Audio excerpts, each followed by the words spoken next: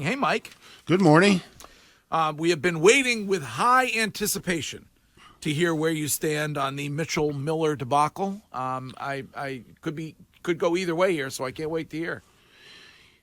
I don't think we're ever going to we never get the real story, right? We never get the whole story, but we do know that this kid was really mean-spirited and I don't know how else to describe it, but kind of an awful behavior towards this classmate of his that was not in a position to defend himself. Yep. And so that happened, and who knows? I've heard stories about it going back to first grade. I've heard stories about it, continuing after the incident was made public. But I know that the Bruins made a mistake here. They didn't do enough due diligence. They said, I think Cam used the term, we discovered new information. I don't think it was new information. It was new to them, but I don't think it was, something that he had done more recently. But they got sloppy in their vetting process. There isn't any doubt about that. And I think that the fact that they were able to see through that quickly and make a decision that reversed their previous decision is to be applauded. And it's not to forget the fact that they made a mistake in the first place, but the whole thing is a sad comment. I know I've been in some public problems and everybody gets involved and everybody thinks they have a story, and especially with social media, think they have a right to this strong opinion. But I think in the end, what I'd like to see is this kid sit down with Gary Bettman and walk through the situation. I'd like to see him be educated. I'd like to see him apologize in a proper way. And in the end, I'd like to see them offer a path forward to a second chance. I think that and I understand, and I heard you a little while ago, Greg, talking about the fact that he hadn't apologized, but I also heard that he wasn't allowed to contact this kid by law, by a judge's verdict for a long time. So, I mean, I don't know what kind of upbringing he had. I don't even care anymore. I know he made these mistakes, but I think that if they can find a way to talk to him, to educate him, to have him serve whatever punishment they feel is necessary and open the door to going forward without any guarantees, that to me is the fairest outcome of all this. And I'm not forgetting the fact that somebody was deeply hurt here and scarred for life. And that just... based on the reporting, there was another individual involved. They apologized. Miller's mother essentially reached out and said, "Boys will be boys," was what she said. To me, maybe what they ought to do is let Isaiah decide when and if this kid gets to come back and play in the NHL. I don't agree with that at all, Greg. The guy's been victimized and feeling really hurt by it, and actually wrote a open letter just in the last couple of days, saying, that Mitch Miller had reached out to him and said he wanted to be a friend, and he said, "You'll never be my friend." Okay, yeah. Well, I understand why, but it's not for me to. I don't think it's not for the victim, Isaiah, to decide whether Mitch Miller has a future or not. It is interesting, though, when it comes to that topic, because there are some people that want to immediately jump to other instances where we've seen this happen before, like Mark Wahlberg.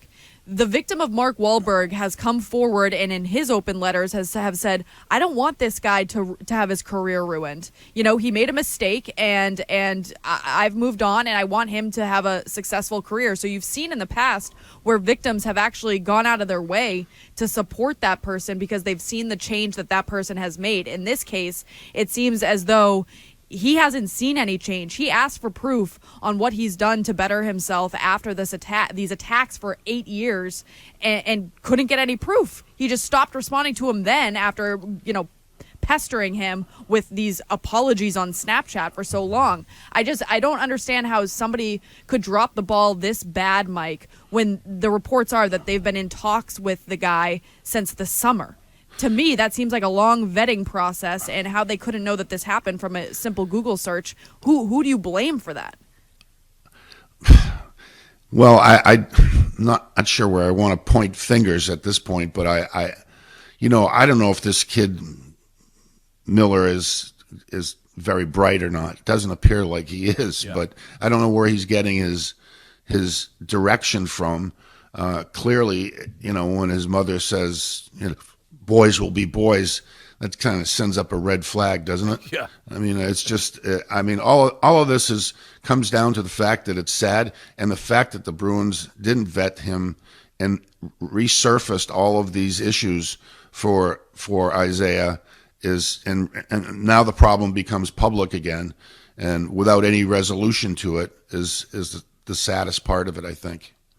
Mike, when you look at this team, because with this subject here, it's more about whether or not second chances, you feel guys, people deserve them. Not, you can go back and forth. We'll circle this cul-de-sac all day long.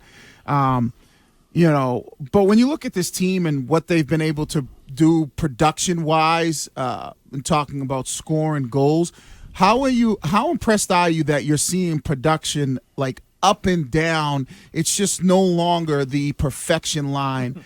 It's guys all over this roster being able to continue to put the puck in the back of the net.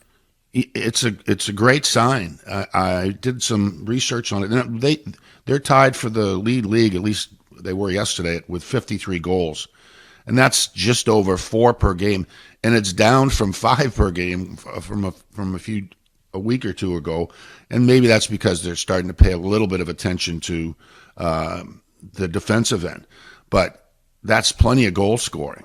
And the power play, which was a little bit problematic, now has crept up to 7th in the league, and there's just too much talent to keep it down. I mean, they got a league MVP who's on the second power play unit. I mean, that's pretty impressive. They have their top defenseman who's their I don't know, Lindholm is making a case to be the top defenseman on the power play unit, but they got a pretty good guy coming back in the next, who knows when, tonight, next weekend, whatever. But they have, they have an awful lot of options now. And when you get people like Foligno chipping in, there's really not a reason to worry about your offense. You sort of click off the box that says, do we have enough offense to win? Well, yeah, I think you do. And when you see the way the power play worked, both of the power plays were goals against St. Louis were things of beauty to me, because part of the power play principle is to retrieve the puck. Like when you lose it in the offensive zone, get on them right away, which they did on that first DeBrusk goal. DeBrusk and Marchand rushed to the corner, retrieved the puck, and Marchand, who's so good and tight, maybe because he's a little munchkin, and threw it cross ice to Pasternak, who made a beautiful dump pass to DeBrusk for a slam dunk goal. I mean, that following that principle is essential to being a good power play, and these guys do it to a T. And the other goal that Marchand flips the puck to Bergeron, and he makes it look easy in the bumper slot between the two faceoff circles. That's all stuff that says to me they got it going. And at the other end of the ice, the penalty killing is the best in the league now. I mean, they had three power plays to kill off against St. Louis early in the game, and they got it done with really no problem. And I have to say, like, they're a contender. I mean, I wouldn't have. You heard me at the beginning of the year. Okay, so slap me silly. But right now, and before I forget again, Lindholm, the goaltender, who's just, converted himself into Ken Dryden. I mean, he all of a sudden, like, it's Courtney one doesn't to get that one. Yeah. Okay, Patrick Waugh. Thank you. She don't know that one. So it was 1-1 in the second period, in a tight match. And Kyrou from St. Louis had a breakaway from it looked like a penalty shot, and Lindholm stoned him once again. A key save at a key moment, and that does amazing things for the psyche of your teammates. And so, right down the line from all of the key areas, the special teams, the, offense, defense, and goaltending. It's been a revelation. Fun to watch. Speaking of being the best in the league, Bruce Cassidy's Golden Knights are on an 8-game win streak and atop the NHL. Is that just, we've talked a lot about maybe an issue that he had with this locker room, but then goes there and has these guys performing where they are. Is that just is it a different message, or is it guys hearing a message differently? They had a lot of issues last year with injuries and goaltending and all sorts of problems, and it didn't go very well. But Bruce Cassidy was a good coach here. He may not have been. No coach is perfect. He may have rubbed some key people the wrong way, maybe including management. But there wasn't any doubt. If you went to a Bruce Cassidy press conference and listened to him, the honesty with which he addressed the questions asked of him was remarkable. I mean, it was the anti-Belichick. I mean, it was just it was refreshing as hell. Yeah. With a little humor. And the comment was that maybe his candor wasn't as direct with the players, and that got him into trouble. I have no answer to that, but I do know that that his winning percentage was like .620 or something like that, something ridiculous over a course of a number of years. So there shouldn't have been any question about his ability to coach a team. And sometimes, coaches learn from their experiences and become better coaches once they move on and they've been spanked a little bit by losing your job. I mean, he got spanked. He got $1.5 million pay raise. I'd like to get spanked that often. When you talk about the return of McAvoy, do you think that there's going to be a period of adjustment, I guess, shaking the rust off of him? He hasn't missed this much time since, I think, 2019, 2018. It usually, these are serious operations that have taken place, but I assume that they're confident that he's ready to come back, and we'll let him come back exactly when the doctors think he is. But usually there's some rust, although when you look at Brad Marchand, didn't look rusty at all to me, did he? No. It was crazy. But and I know that guys train a lot more efficiently and diligently now maybe than 25 years ago, but usually it takes some time for a player, and sometimes it's relatable to what injury he has. But I would have thought for sure that Marchand would have some trouble with a hip recovery, but it seems to have just lifted a whole burden off his shoulders. So I don't know how McAvoy is going to look when he comes back, but I know that they have a guy that's going to be, a top 3 candidate for Norris Trophy when he plays a full year for the next 7 or 8 years. Now, Mike, with McAvoy coming back, would you pair him with Lindholm at this point and just make your top 2 your best guys on the ice at all times, or would you split them up going forward? I'd split them up. I know it's nice to have in your pocket that you go back to Lindholm and McAvoy in the last minute of the game, or the last 30 seconds of a period, and I certainly would utilize that. But I think you can, defensemen. I played with Brad Park for a while. He gave me a lot of confidence. I played with Ray Bourque for a while. Just come to think of it, I put those guys both in the Hall of Fame, didn't I? But it's because you weren't greedy.